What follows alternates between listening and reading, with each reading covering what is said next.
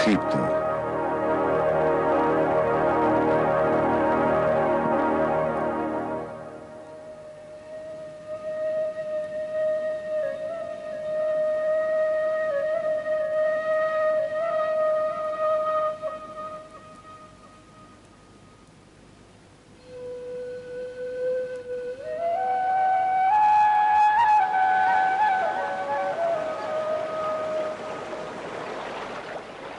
La tierra de Egipto.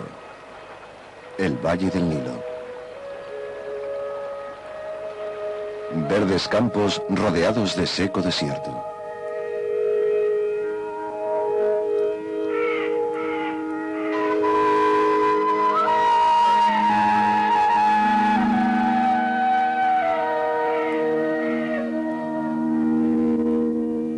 Dos tierras vecinas.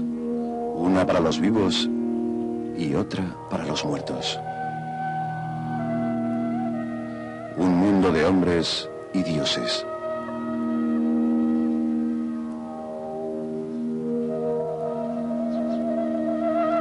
La Tebas imperial, una enorme ciudad de barro, maestra de un imperio y morada de increíbles dioses, alojados en un centenar de templos majestuosos.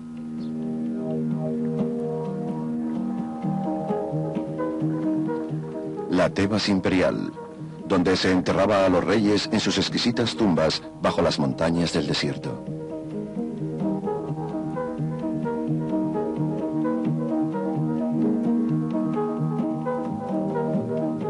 Mundos subterráneos, llenos de dioses de oro.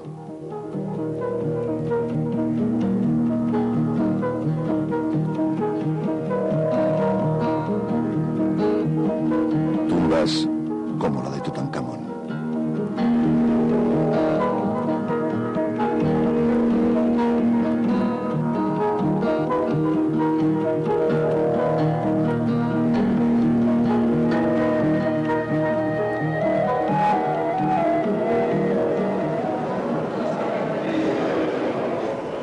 Es todo un placer visitar el Museo del Cairo porque el oro parece oro.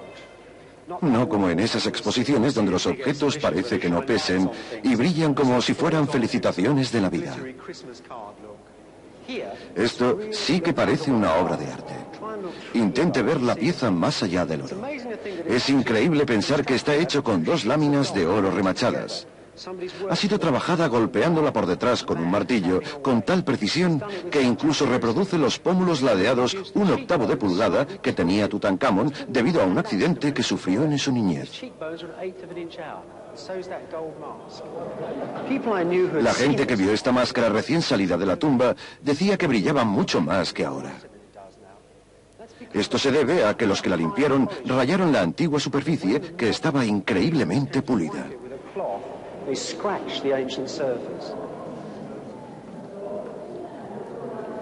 ¡Qué maravilla! Un objeto hecho por gente cuyas vidas estaban saturadas de colores profundos y texturas brillantes. Maestros artesanos de precisión sobrecogedora. Y esto en la época en que Stonehenge era nuevo. Muy pocos de los cientos de miles de personas que desfilan por delante de la máscara de Tutankamón se molestan en visitar este rincón, donde se encuentran algunas de sus obras maestras menores. Hace unos 80 años, el director del museo de entonces colocó en esta vitrina los mejores objetos pequeños que se habían encontrado jamás en Egipto. Estos solían desecharse por ser bonitos, pero no fantásticos. Pero este director tenía un ojo estupendo para distinguir las obras de arte. Y estas parece que estén vivas. Por ejemplo, observen esa pequeña estatuilla. Es la única estatua conocida del hombre que construyó la Gran Pirámide, el rey Keops. Y aquella de allí, la cara extraordinariamente fuerte de una mujer, la reina Ti, que dio a luz al rey hereje que intentó poner Egipto patas arriba. Ese pedacito de piedra refleja todo su carácter. Esta otra mujer tiene tanta vida como el rey o la reina. Era la esposa de un hombre que se dedicaba a recolectar maíz para un pueblecito del norte de Egipto. Era muy lista, y cuando su marido estaba ausente, ella tomaba el control de los asuntos del pueblo. Por ejemplo, se encargó de inspeccionar todas las medidas de trigo con las que la gente hacía el pan. Envió una nota a su marido diciéndole que alguien estaba malgastando para que le castigara a su regreso. También se ocupó de todos los asuntos familiares. Era tan competente que llegó a dirigir la aldea. Y toda esta gente de aquí son probablemente amigos suyos de la misma aldea. Probablemente este sea el pueblo del que más sabemos de todo el mundo antiguo. Ellos son los actores de nuestro drama.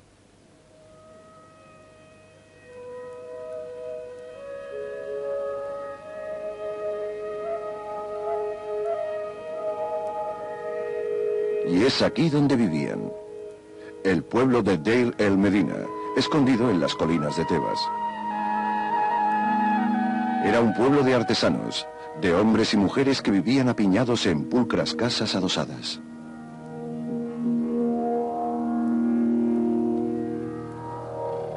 La ciencia moderna nos ha facilitado más información sobre esta antigua población que la que tenemos de la mayoría de gente del último siglo.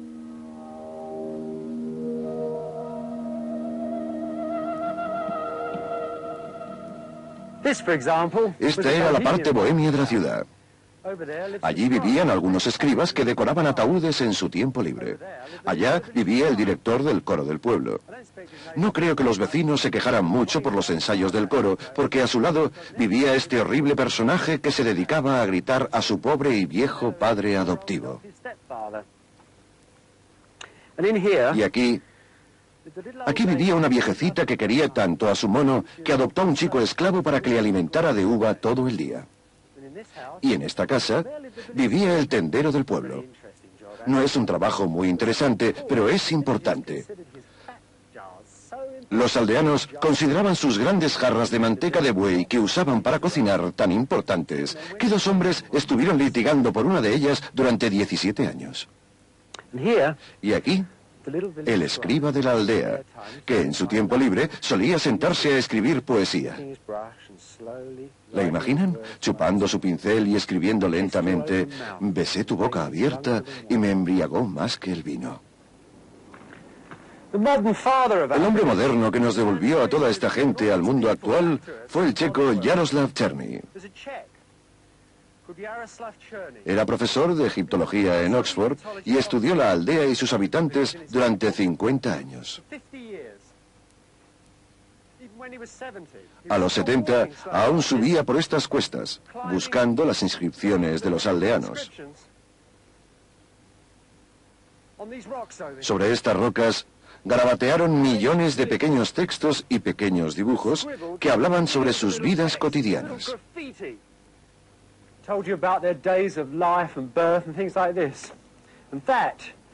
Por eso, el antiguo profesor de Oxford siguió trepando por aquí, incluso una vez jubilado. Porque el profesor Černý conocía el nombre de cada uno de los antiguos habitantes. Distinguía las caligrafías, incluso si se trataba de alguien joven o mayor.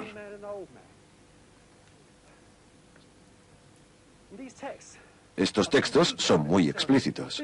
Este, por ejemplo, fue escrito el 13 de septiembre de 1275 a.C. ¿Lo veis? Ahí está.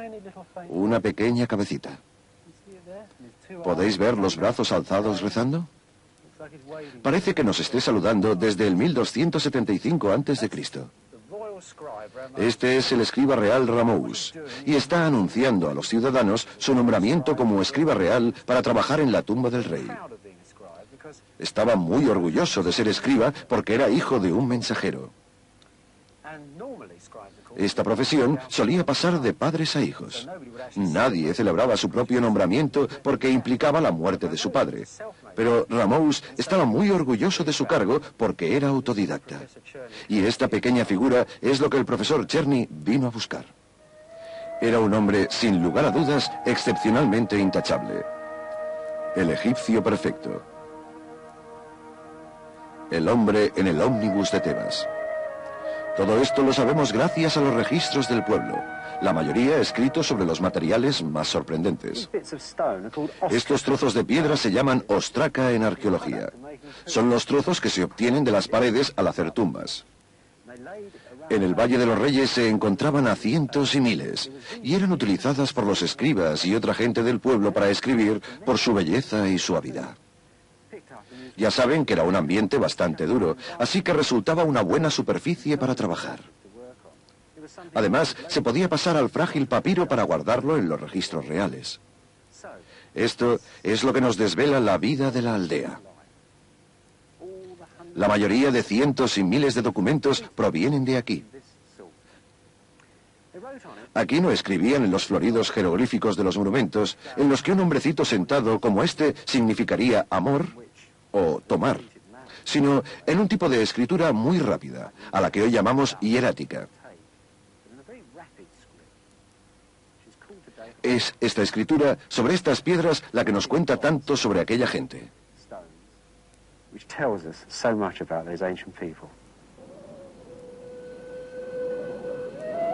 Los arqueólogos hallaron miles de estas ostracas enterradas en un profundo foso cerca de la aldea. Una precisa y cuidadosa documentación sobre la época. Una biblioteca de amores y envidias, codicia, penas y amistades. Todo en letras. Listas de lavanderías, recibos, facturas, contratos, escrituras, oraciones e incluso dibujos exquisitos.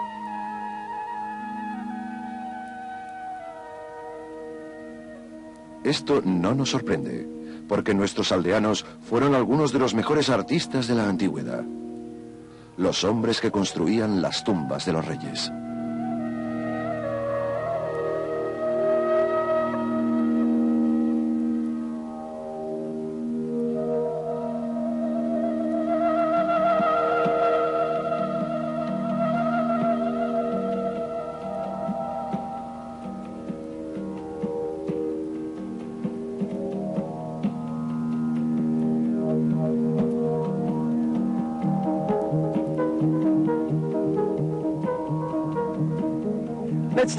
Intentemos situarnos en este viejo paisaje.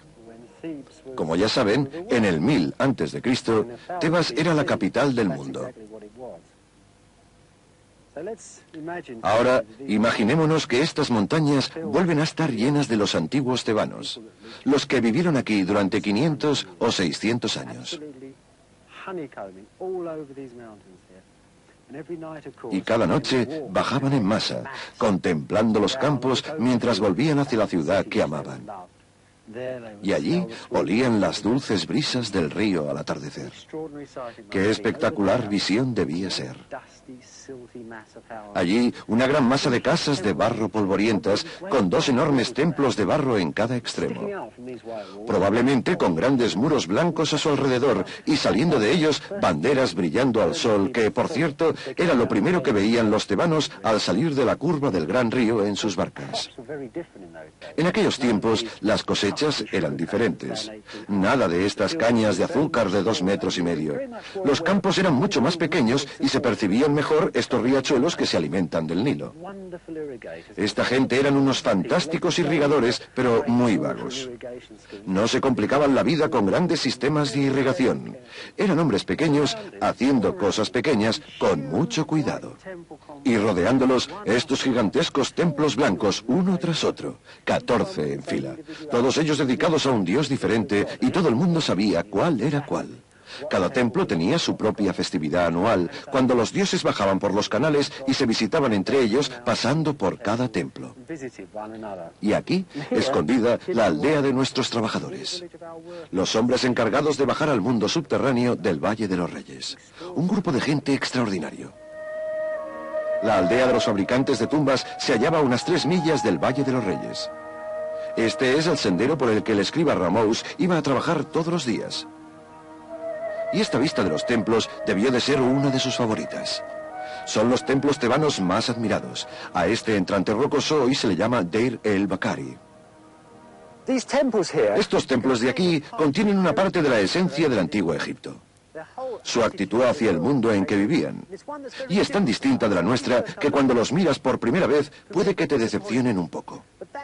Esto se debe a que estaban interesados en un universo diferente. Vivían en un mundo distinto al nuestro.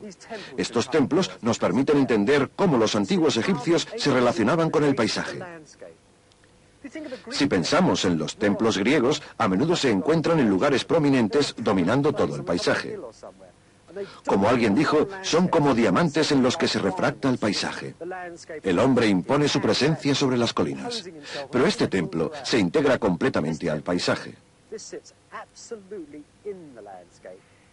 De hecho, los arquitectos quitaron un trozo de colina y hay un equilibrio entre las formas de los edificios y el paisaje. Ambas se funden.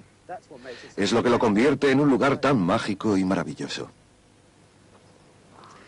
Este es el punto exacto donde Rehomouz dio la espalda a los vivos y dejó la gran ciudad de Tebas para adentrarse en el reino de los muertos, en el mundo subterráneo.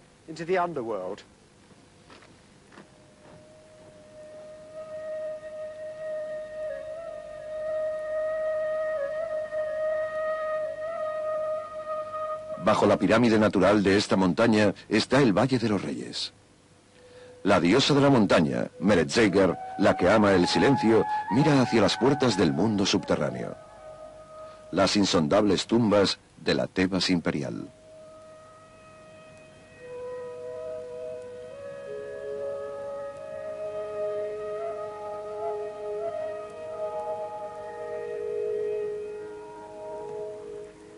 Esta es la entrada moderna al mayor descubrimiento arqueológico de todos los tiempos.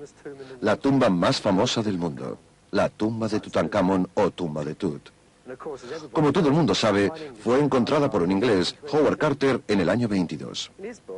En su libro nos cuenta que estuvo cavando durante años con gran dificultad y que en el último minuto hizo una apuesta con su financiador, Lord Carnarvon, que quería abandonar por falta de medios.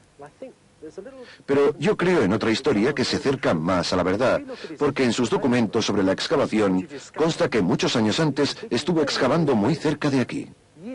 Puede que incluso hubiera encontrado la entrada de la tumba y la hubiera abandonado. ¿Que por qué haría algo así? Creo que Carter sabía que tenía que mantener algunos de sus descubrimientos en secreto para desvelarlos cuando Carnarvon perdiera entusiasmo.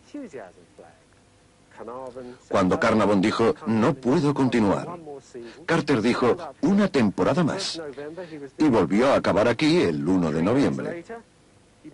3 días después, abrió un estrecho foso, justo por donde ahora camino. Y al 4.º día de trabajo, ya había vuelto a la entrada del mayor descubrimiento arqueológico del mundo.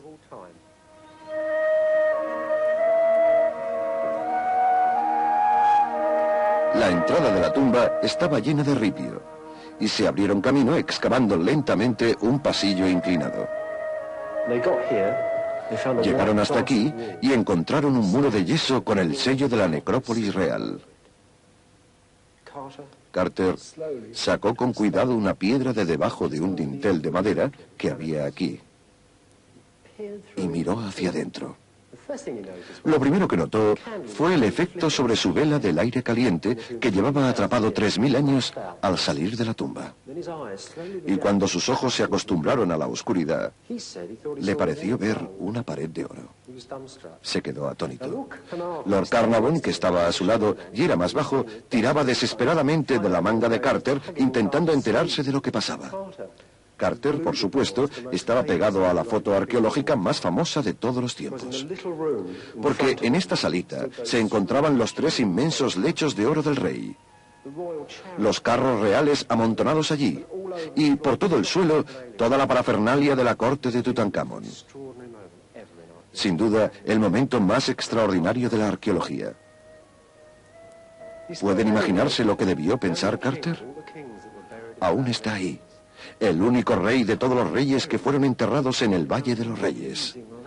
Tutankamón fue enterrado en un asombroso laberinto ritual, porque los entierros de los reyes no se parecían en nada a los de hoy en día, ni tenían el mismo propósito. Esto no es un memorial, es más como una pieza de maquinaria. Si miran alrededor de la tumba, como en las demás tumbas reales, no encontrarán ni un recuerdo sobre lo grande o poderoso, o pequeño o desdichado, o rico o pobre que fuera el rey. Nada sobre su personalidad, solo el rey reuniéndose con los dioses.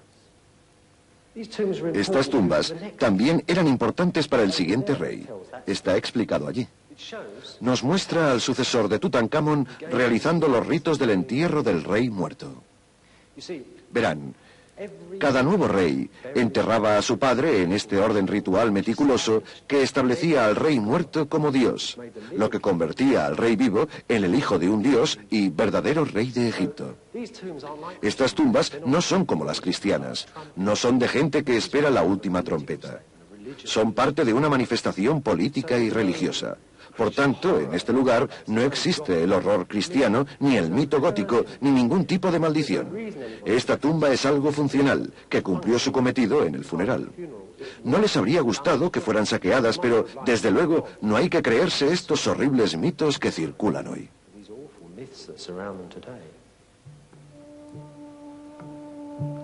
La tumba de Tutankamón nos muestra el aspecto de un faraón enterrado, pero no nos puede enseñar una auténtica tumba real.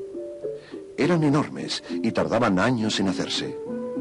Comparado con esos enormes monumentos, a Tut lo enterraron en un agujero.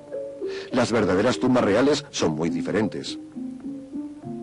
Igual que los aldeanos no eran esclavos y no se les mataba al terminar las tumbas, tampoco se escondían la mayoría de las tumbas de los reyes. Les enseñaré su aspecto. Grandes puertas muy decorativas. Un solo gran pasadizo hacia el interior de la montaña.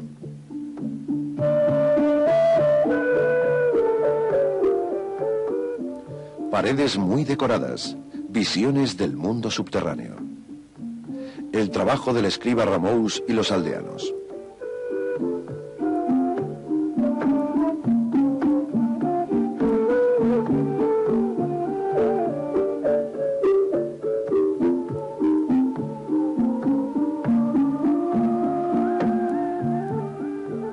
Una larga línea recta de vestíbulos y pasillos nos lleva hasta las cámaras del entierro real. Al contrario que la tumba secreta de Tutankamón, todas ellas fácil e inevitablemente robadas y saqueadas.